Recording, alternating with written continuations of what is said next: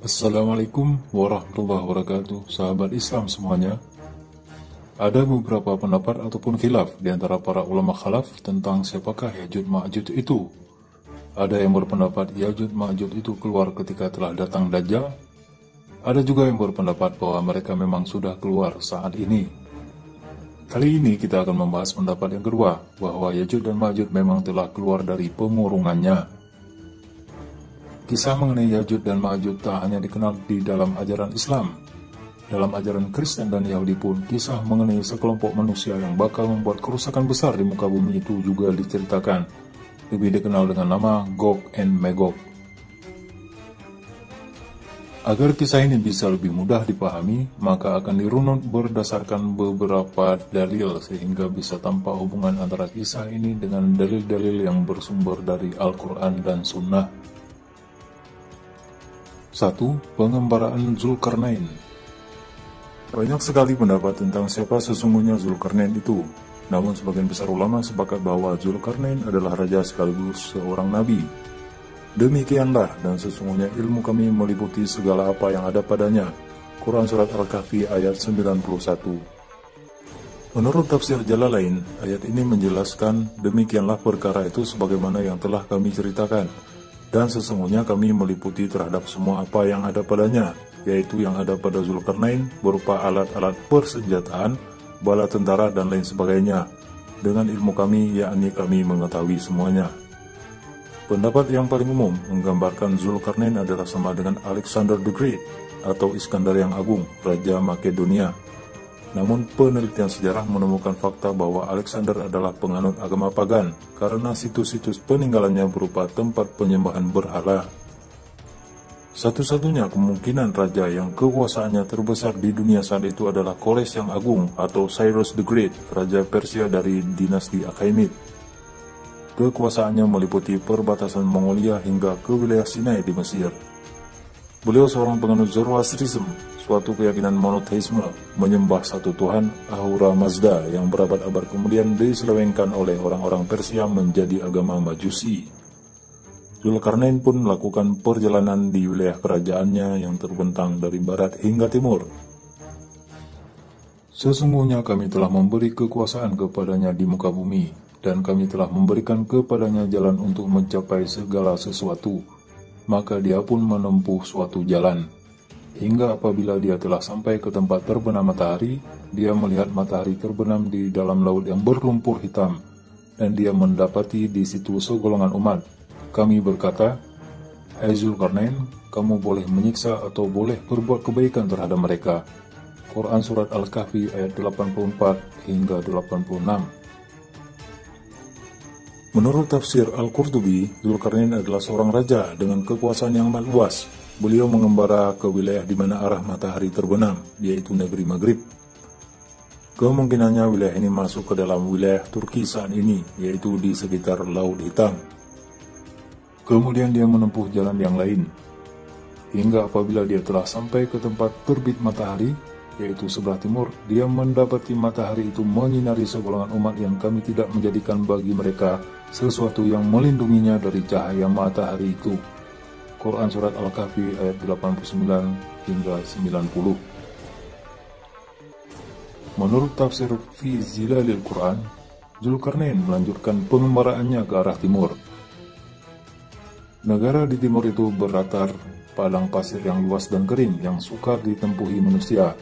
Jika negeri Maghribi adalah barat, maka ke arah timurnya adalah wilayah antara Cina dan Mongolia, di mana terdapat gurun luas yang bernama Gurun Gobi, yang merupakan gurun pasir terluas di benua Asia.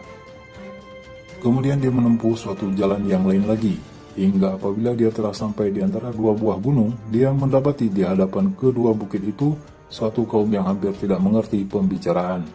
Quran Surat Al-Kahfi ayat 93-94. Menurut tafsir Al-Azhar, mereka mengalami kesukaran memahami bahasa yang digunakan Zulkarnain. Kemungkinan pada waktu itu jarang sekali penduduk di situ keluar sehingga sukar memahami bahasa asing yang digunakan Zulkarnain dan para penterjemahnya. Sebagai penyelesaian, kedua-dua pihak berkomunikasi dengan menggunakan bahasa isyarat. Bisa disimpulkan bahwa penduduk bangsa ini terisolasi dari daerah lain secara geografis, sehingga tidak mengerti bahasa yang digunakan oleh bangsa lain yang juga digunakan oleh Zulkarnain. Hingga apabila besi itu telah sama rata dengan kedua puncak gunung itu. Quran Surat Al-Kahfi ayat 96. Di manakah wilayah dengan kedua gunung Sadafain yang bisa mengisolasi penduduknya dari daerah lain? Tafsir Al-Azhar, Tafsir Tabari, dan Tafsir Qurtubi sepakat menafsirkan bahwa gunung yang dimaksud adalah dua gunung yang terletak di antara Armenia dan Azerbaijan. 2. Lokasi. Dua gunung yang terletak di wilayah antara Armenia dan Azerbaijan ini dipenuhi dengan topografi pegunungan tinggi dan lembah curam, berada di barisan pegunungan Kaukasus antara Laut Hitam dan Laut Kaspia, tepatnya di Gunung Kazbek dan lembah Sungai Terek yang dikenal dengan nama Ngarai Daryal. Berilah aku potongan-potongan besi, hingga apabila besi itu telah sama rata dengan kedua puncak gunung itu, berkatalah Zulkarnain, tiuplah api itu. Hingga apabila besi itu sudah menjadi merah seperti api, dia pun berkata, berilah aku tembaga yang mendidih agar aku tuangkan ke atas besi panas itu. Quran Surat Al-Kahfi ayat 96. Lembah yang diapit oleh dua gunung terjal, Sadafain, ini sangat sempurna untuk ditutup dengan dinding. Berdasarkan foto yang diambil pada tahun 1872, bentuknya sama persis dengan bendungan di zaman modern. Namun dinding di lembah Daryal ini terbuat dari besi batangan dan tembaga cair yang dituangkan ke atasnya. 3. Siapa penduduknya? Sesungguhnya Ya'juj dan Ma'juj dari keturunan Adam.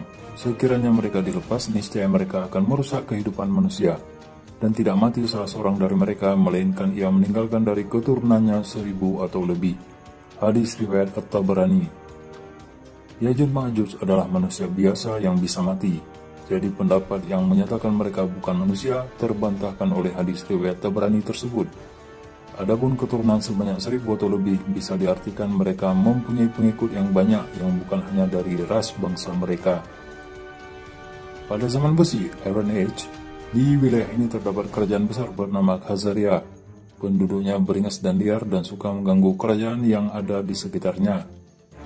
Hal inilah yang membuat para raja-raja tersebut mengadukan hal ini pada Zulkarnain yang saat itu merupakan raja terbesar di muka bumi, yang kekuasaannya meliputi ujung barat, negeri Maghribi, hingga ujung timur bumi, yaitu Cina. Mereka berkata, hai Zulkarnain, sesungguhnya Ya'juj dan Ma'juj itu orang-orang yang membuat kerusakan di muka bumi.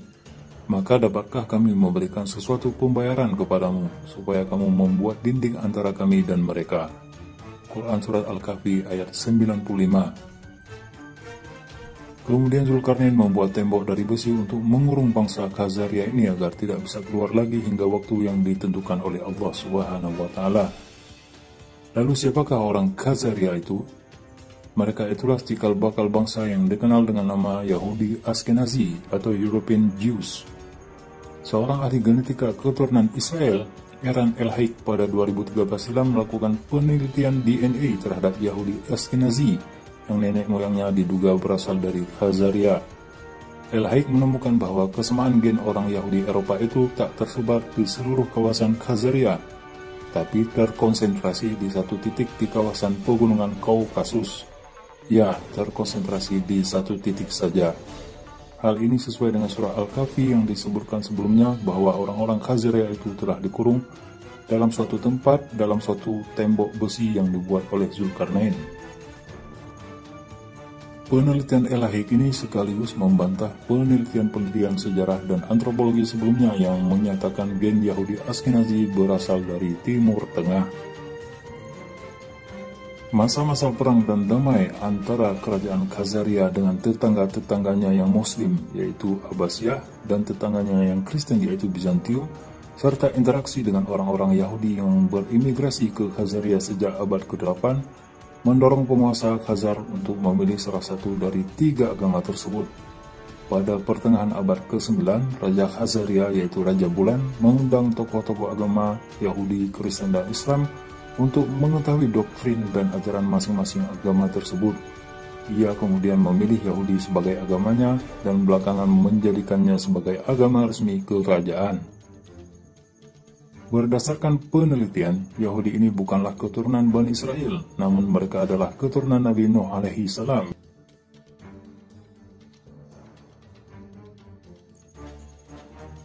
Kalian mengatakan tidak ada musuh, padahal sesungguhnya kalian akan terus memerangi musuh sampai datangnya Ya'juj wa Ma'juj.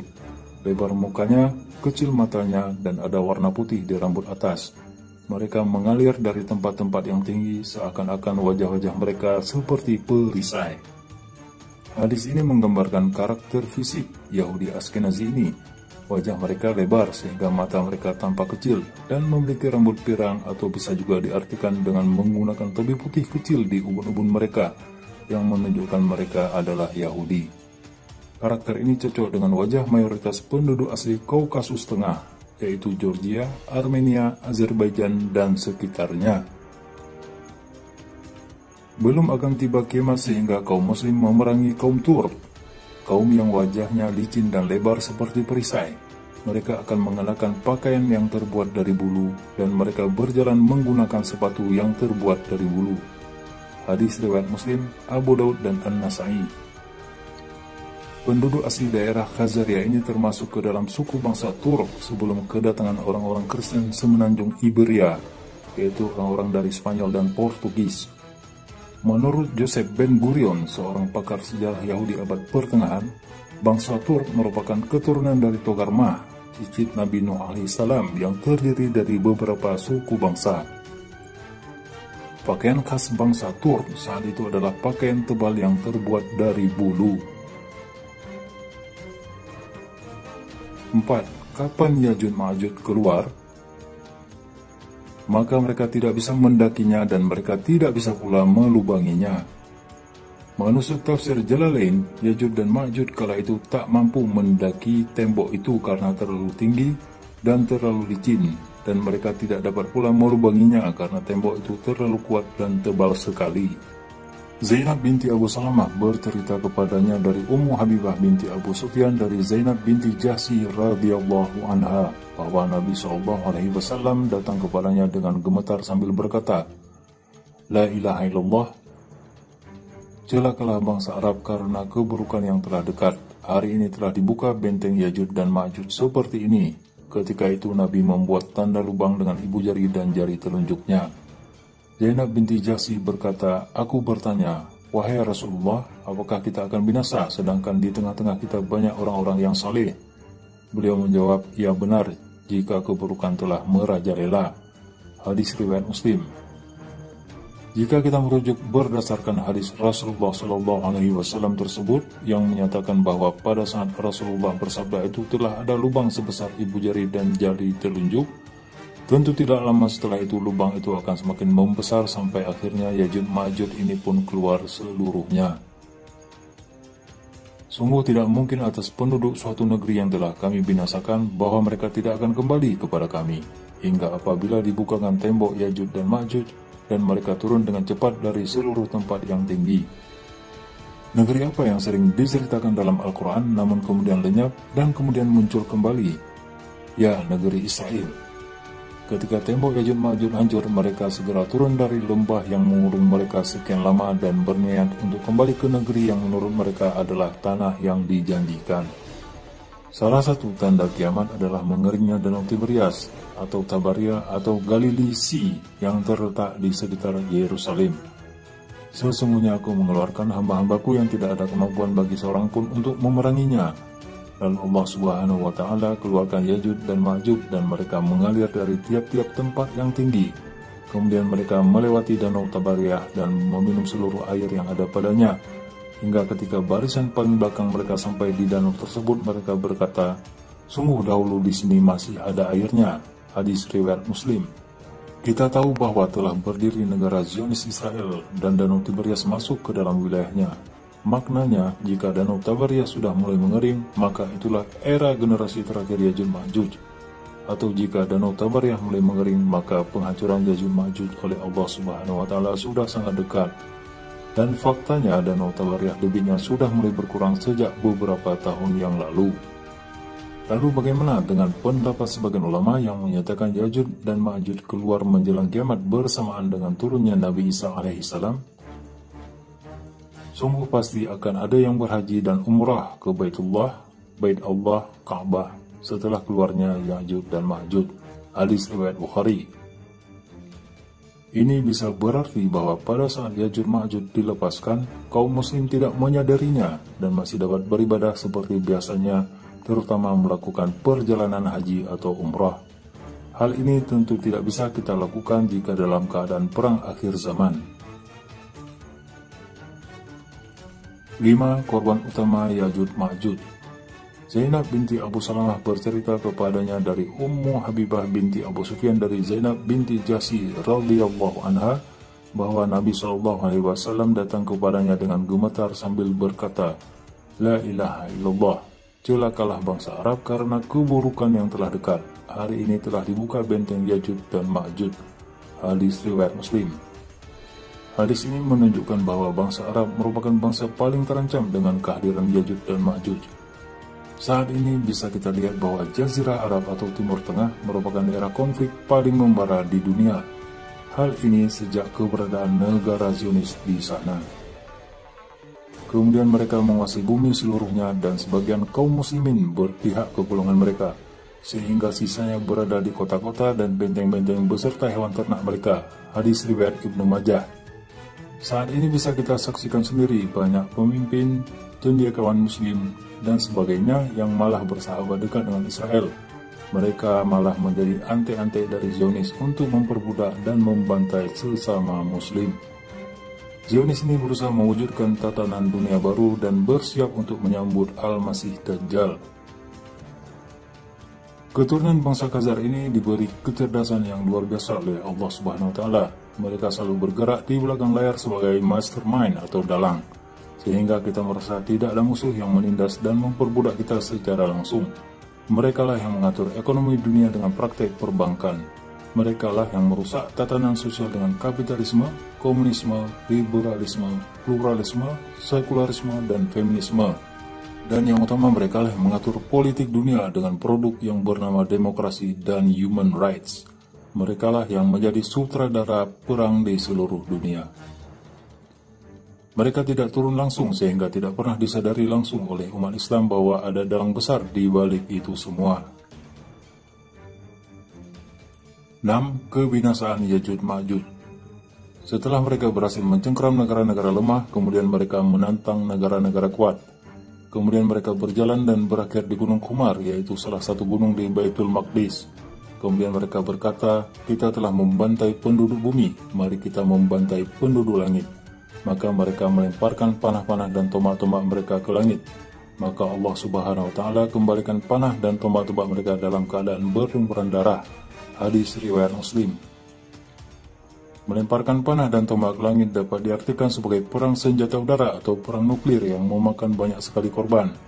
Saat ini dunia dalam cengkeraman mereka telah menguasai segala lini kehidupan manusia. Mereka membuat kerusakan di mana-mana. Siapa yang bisa mengalahkannya? Bukan Imam Mahdi, bukan pula Nabi Isa alaihissalam, namun hanya Allah Subhanahu wa Ta'ala yang akan menghancurkan mereka. Ketika itu Allah Subhanahu wa Ta'ala mewahyukan kepada Isa alaihissalam, sesungguhnya aku telah mengeluarkan hamba-hambaku yang tidak ada kemampuan bagi seorang pun untuk memeranginya.